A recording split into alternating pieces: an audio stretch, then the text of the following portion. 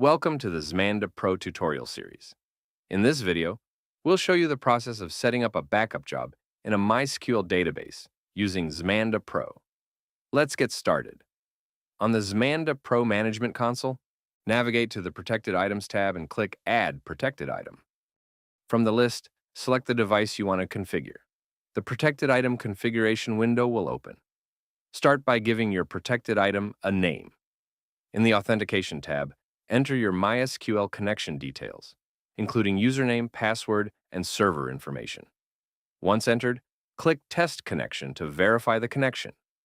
In the Items tab, click the folder icon to browse databases.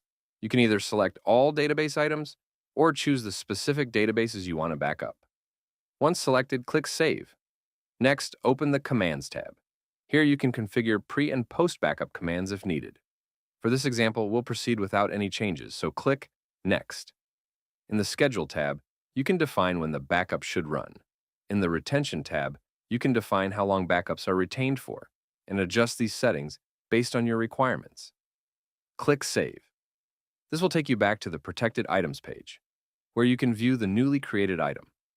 Backups will run automatically on your configured schedule. If you'd like to trigger a backup on a need basis, locate the protected item and click Run Backup. In the Run Backup window, review the selected protected item and storage vault. Make any required selections based on your needs. Then click Backup to start the backup job. This completes the backup process. Now, let's look at how to restore the data. To restore data, navigate to the Devices tab. Locate the required device and click Actions. In the Connected Device Actions window, click Restore. Select the required storage vault and click Next. You'll now see a list of available backups. Select the required snapshot and click Next.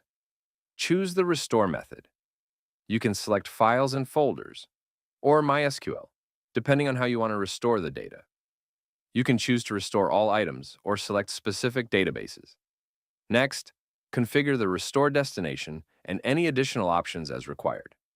Once everything is configured, click Restore to start the process.